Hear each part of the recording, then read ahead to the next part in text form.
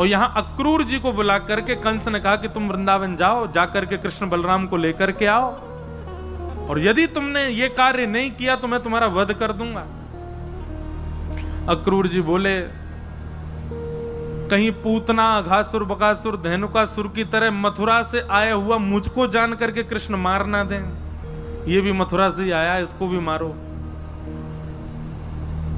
लेकिन तभी अक्रूर जी के मन में आया, कंस के हाथों से मरना अच्छा, मैं उनके हाथ से ही मर जाऊंगा। और अक्रूर जी वृंदावन की ओर निकल पड़े। यहां नारद जी वृंदावन पहुंच गए और ठाकुर जी को एकांत में पकड़ करके कहा, बोले ये सब क्या कर रहे हो ठाकुर जी, आप रास विहार कर रहे हो, चोरी माखन की कर रहे हो, ग्वाल बालों के संग किलोल कर रहे हो, आनंद कर रहे हो, कंस को कब मारोगे आप? कंस का वध करना है, उसके बाद द्वारिका की स्थापना करनी, 16,108 विवाह करने, महाभारत का युद्ध करा के पूरे विश्व को गीता का ज्ञान दे करके और सब व्यवस्थित करके धर्म स्थापित करके पुनः आपको वैकुंठ आना है। बंधुओं, जब नारद जी ने ये सब बात बताई ना, छोटे से कन्हैया साथ अभी 11 वर्ष के हुए हैं ठाकुर जी, नारद जी के आगे ठाकुर जी के आंसू आ गए और ठाकुर जी बोले, नारद मैं सत्य बताऊं, इन ब्रजवासियों के प्रेम में मैं भूल गया था कि मैं परब्रह्म हूं, मैं भूल गया था कि मुझे वैकुंठ भी जाना है, मैं भूल गया था अभी अब आगे मुझे क्या क्या करना है, ये सब मेरी विस्मृति हो गई थी। नारद जी बोले, पहले ब्रह्मा को लगा था कि आप भगवान नहीं हो, फिर इंद्र को लगा कि आप भगवान नहीं हो, अब मुझे भी लग रहा है कि सच में आप भगवान ही तो हो ना, आप परब्रह्म हो, आप कैसे कैसे विस्मृत कर सकते हो? ठाकुर जी बोले, ज्ञान में सामर्थ्य नहीं है पर ब्रह्म को बांधने की, वैराग्य में सामर्थ्य नहीं है, पर इन ब्रजवासियों का जो प्रेम है ना, इस प्रेम में सामर्थ्य है कि जगत नियंता पर ब्रह्म भी विस्मृत हो सकता है कि मैं पर ब्रह्म हूं।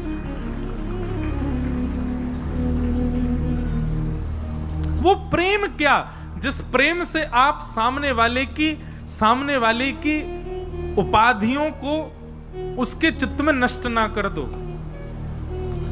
सामने वाला तब भी ये जानता है कि वो कौन है और आप उसको कहते हो कि ये प्रेम है। नहीं, प्रेम में तो सामने वाला भूल जाता है कि मैं कौन हूं, वो केवल आपके प्रेम में ही रंगा रहेगा। और ब्रजवासियों ने वो करके दिखाया ठाकुर जी के साथ। भगवान नारद जी बोले, मुझे कुछ नहीं पता भगवान, ये भाव आदि सब छोड़िए, परसों कंस को मारिए।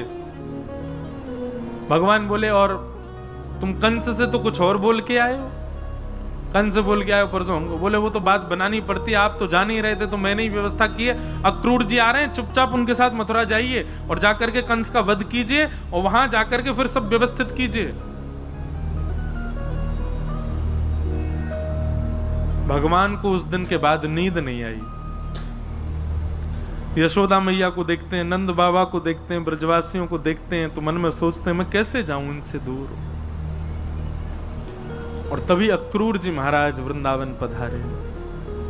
भागवत में वर्णन है कि अक्रूर जी सुबह सुबह ब्रह्म मुहूर्त में निकले थे मथुरा से और वृंदावन कब पहुंचे? अर्धरात्रि में, आधी रात में पहुंचे। बोले, इतना समय क्यों लगा? बोले, अक्रूर जी रास्ता भर बस चिंतन करते जा रहे हैं, कहीं मुझे मार तो नहीं देंगे राक्षस समझ के। और फिर दूसरी बात में सोचते हैं, बोले कि कृष्ण का स्वरूप कैसा होगा, उनके नेत्र कैसे होंगे, उनकी नासिका कैसी होगी, उनके हाथ कैसे होंगे। ये चिंतन करते करते कभी कभी रथ खड़ा ही रह जाता है, अक्रूर जी भूल जाते हैं मुझे चलना है। बहुत सुंदर प्रसंग है बंधु।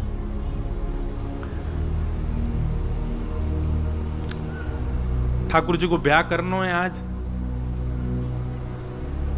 भगवान अक्रूर जी वृंदावन पहुंचे और वृंदावन जाकर के उन्होंने समाचार दिया कि मथुराधिपति कंस ने आपके दोनों पुत्रों को पुरस्कृत करने के लिए बुलाया है।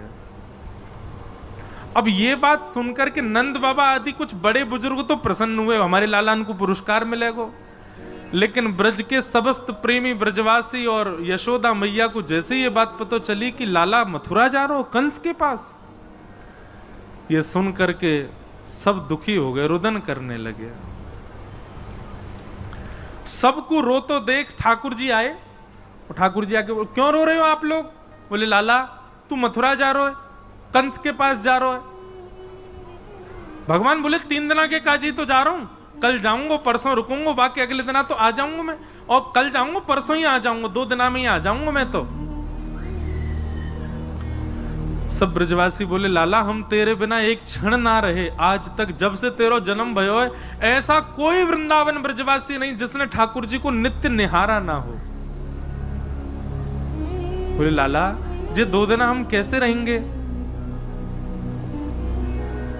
ठाकुर जी थोड़े रूठ गए, बोले दुनिया के बालक घूमबे जामे, मोह तो ऐसा लगे तुम सब रे मुंह को घर में ही बुढ़ो कर लोगे या ब्रज से बाहर ही ना जान दोगे। अरे मैं तो बालक हूं, मेरा तो मन करे बाहर जावे को, मेरा तो मन करे घूमबे को, अरे कह दे ना परसों आ जाऊंगा, अब रोका ही को रहे हो।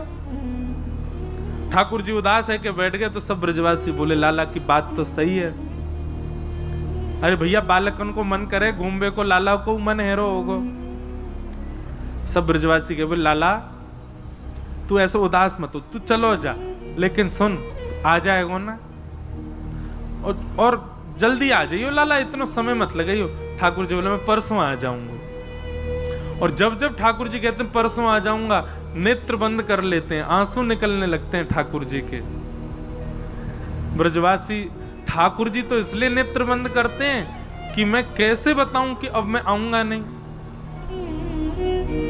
और ब्रजवासी यूं सोचे अरे लाला देख हम तो ऐसे ही रो रहे कि हम तो ते प्रेम करें, लेकिन लाला हम तो कितना प्रेम करें, देख रो रहो बेचारो, अपने हृदय से लगा ले। अरे लाला तू परसों आ जाएगा ना, काय बात की चिंता।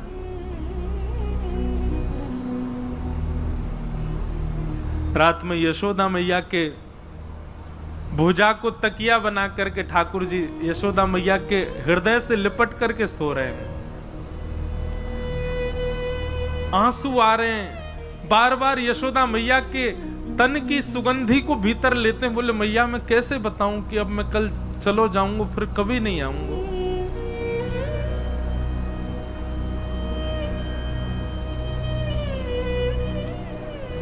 अंक में भर के यशोदा मैया लाला को सुला रही हैं और बार बार यशोदा मैया सूर्य नारायण को स्मरण करके कह रही हैं, हे सूर्य नारायण। बोल नहीं रही हैं कि लाला संग में मनी मन विचार कर रही हैं, हे सूर्य नारायण कल तुम उदय मत हुई हो, क्योंकि मेरो प्राण प्रिय कन्हैया 2 दिना के काज मुझसे दूर जा रहा है। ठाकुर जी अपने आप को रोक नहीं पा रहे हैं कि मैया तो यूं सोच रही है कि मैं 2 दिना के काजे जा रहा हूं, और वाके काजे सूर्य नारायण से प्रार्थना कर रही है कि प्रकट मत हो, कहीं लाला चलो नहीं जाए। मैं कैसे जाऊं व्रत छोड़ करके।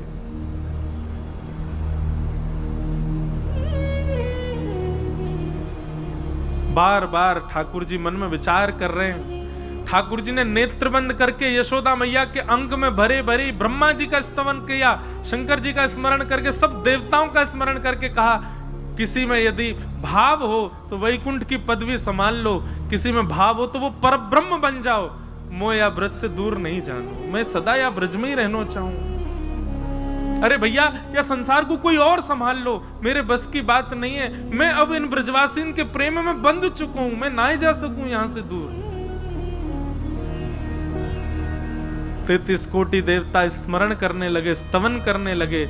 लक्ष्मी जी आकर के भगवान को उनके तत्व का बोध कराने लगी और बार बार कह रही हैं कि नाथ आप सामान्य बालक नहीं हैं, आप क्यों भूल रहे हैं, मैं आपकी गृहिणी हूं, आप साक्षात परब्रह्म नारायण हैं, शंख चक्र गदा पद्म चतुर्भुज स्वरूप है आपका, आप कैसे इन ब्रजवासियों में इतने आसक्त हो सकते हैं।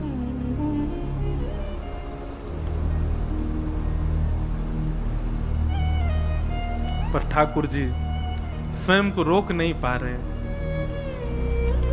प्रातःकाल सूर्य उदय हुआ, बाल कृष्ण प्रभु उठ गए। आज पूरे ब्रजमंडल में एक अलग ही शांति, कोई पक्षी चहक नहीं रहे हैं, गैया अपना चारा नहीं चबा रही हैं, सब ब्रजवासी कोई रात्रि गए नहीं, सब नंद भवन के द्वार पर ही बैठे हैं और सब एक टक बस द्वार की ओर देख रहे हैं। लाला 2 दिना के काजे हमसे दूर जा रहे हैं।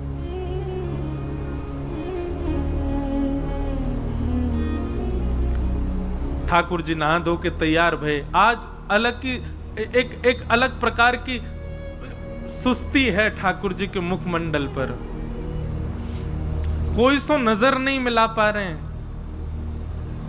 जैसे ही नंद भवन से बाहर निकल के आए, जहां तक दृष्टि जा रही है सब ब्रजवासी खड़े हैं और सब ब्रजवासी हाथ जोड़ करके कह रहे हैं, लाला तू परसों आ जाएगा ना? ठाकुर जी कह रहे हैं, हाँ मैं परसों आ जाऊंगा।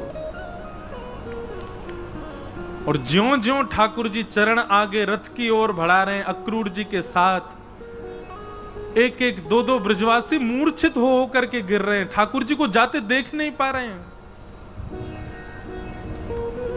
तभी पता नहीं क्या हुआ, अक्रूर जी के मन में आया कि ठाकुर जी यहां से ब्रजवासियों से मिल रहे हैं और ये सब ब्रजवासी इस भ्रांति में है कि 2 दिन में ठाकुर जी आ जाएंगे, मुझे सत्य बता देना चाहिए, सबको बताऊंगा ये तो उचित नहीं।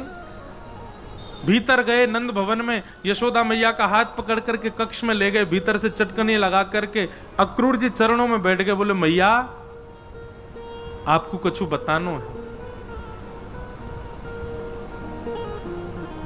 और अक्रूर जी ने सब बात बता दी, कैसे वसुदेव जी ने अपनो लाला आपके यहाँ लाके सुलाए दियो, आपकी लाली ले जा करके कंस को दे दी, यही बालक सुरक्षा के लिए 11 वर्ष आपके यहाँ रहा, अब ये बालक पुनः अपने माता पिता के पास जा रहा है, या की माँ आप नहीं है, या की माँ देवकी मैया है, वो 11 वर्षों से कारागृह में बंद हैं,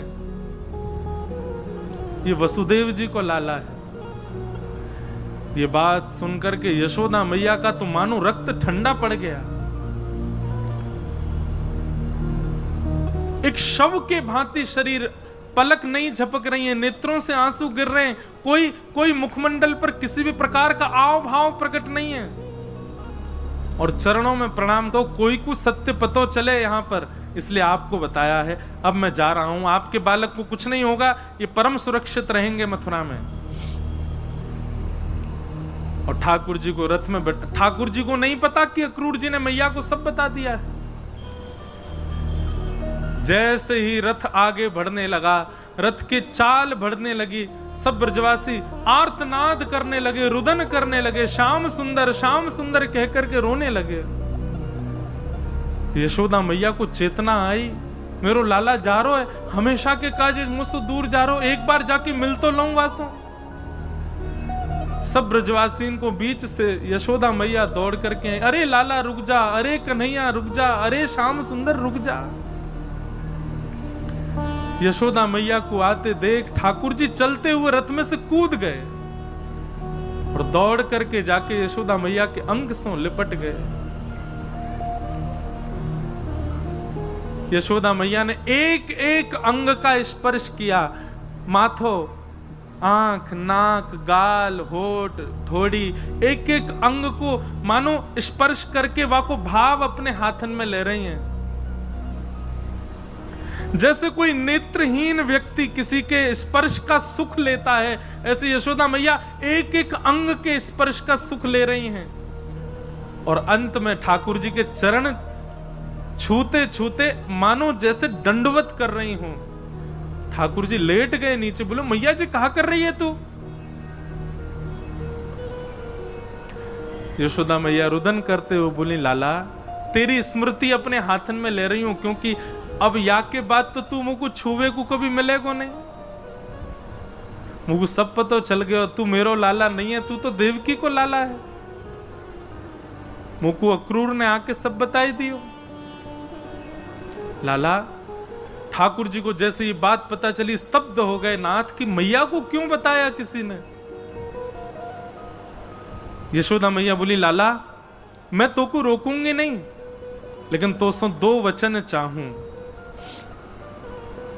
कहा, बोले पहलो वचन कि तू कभी मेरी शिकायत मत करियो देवकी सो, कि माखन खावे के पीछे मुंह को बांध दियो, मटकी फोड़वे के पीछे मेरे पीछे छड़ी लेके यशोदा भागी, ये सब बात कभी देवकी को मत बताइयो।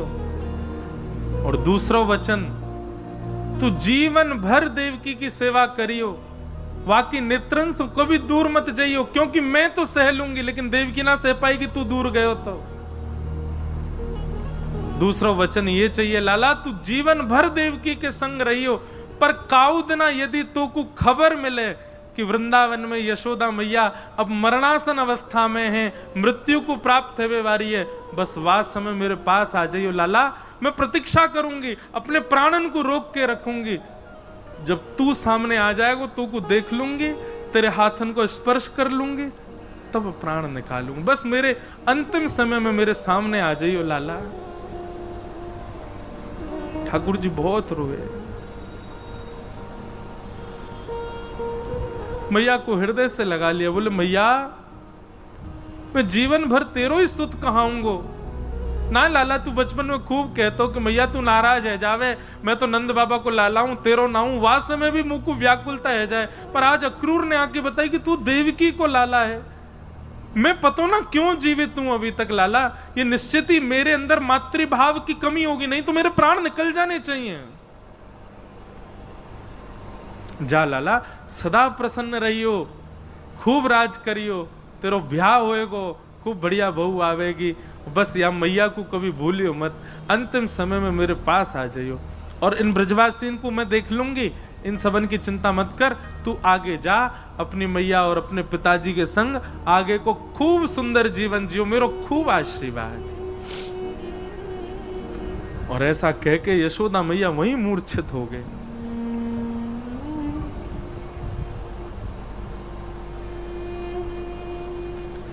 ठाकुर जी नहीं जा पा रहे हैं व्रत छोड़ करके,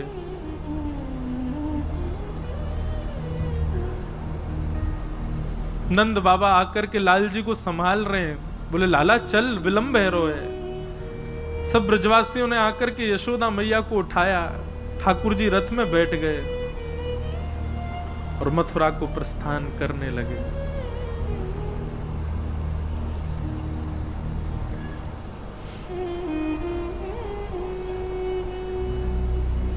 कान्हा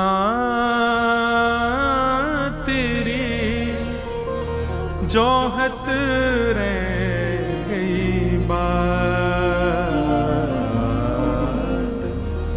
जोहत रह गई बात। सब ब्रजवासी देखते रहे ठाकुर जी के रथ को, अब लाला वापस आ जाएगो, जे हम हमसे दूर जा ही ना पावेगो, नेक दूर रथ जाएगो, सोई कूद के आ जाएगो, पर ठाकुर जी नहीं आए। चले गए ठाकुर जी मथुरा। हमारे ब्रज के अनेक भावों में और शास्त्रीय प्रमाण भी है कि जैसे ही अक्रूर घाट आता है मथुरा और वृंदावन के रास्ता में, वहां अक्रूर घाट पे अक्रूर जी ने रथ रोका स्नान के लिए, उतने में ही ठाकुर जी ने 2 रूप धारण कर लिए। और 2 रूप कैसे धारण किए? एक ठाकुर जी का ऐश्वर्य रूप है, जो जगत नियंता जगदाधार पर ब्रह्म, जो राक्षसों को मारते हैं, सबके ऊपर निर्देश करते हैं, वो ऐश्वर्य रूप धारण किया। और एक ठाकुर जी ने प्रेम स्वरूप धारण किया, जो यशोदा मैया के हृदय के लाल जी हैं, जो गोपीन के लाल जी हैं, जो किशोरी जी के लाल जी हैं। ये 2 रूप धारण किए, एक ऐश्वर्य रूप है और एक प्रेम स्वरूप है। तो प्रेम स्वरूप श्री कृष्ण तो वापस वृंदावन ही चले गए, ऐश्वर्य कृष्ण जो हैं वो आगे की लीला में जा रहे हैं, क्योंकि अब आगे जहां कहीं भी मैं ठाकुर जी का वर्णन करूंगा आपको प्रेम स्वरूप नहीं दिखेगा, अब ऐश्वर्य रूप दिखेगा ठाकुर जी का। और वो प्रेम स्वरूप कहां चले गए? बोले वृंदावन में ही समा गए। वृंदावन का कण कण, वृंदावन के वृक्ष वल्लरी पत्र सब श्री कृष्ण वही हैं। तो ब्रजवासियों को ऐसा अनुभव होता है, वृक्ष पे बैठे हैं, ब्रजवासियों को अनुभव होता है यमुना जी में घूम रहे हैं, ब्रजवासियों को अनुभव होता है गैया चरा के जा रहे हैं, पर वो अनुभव ही होता है। क्यों? पूरा वृंदावन ही श्री कृष्ण बन गए, नंद नंदन कृष्ण। वृंदावनम परित्यज्य पाद मेकम न गच्छति, एक पैर भी ठाकुर जी वृंदावन से बाहर नहीं रखते कभी भी। इस प्रकार ठाकुर जी की लीला हुई।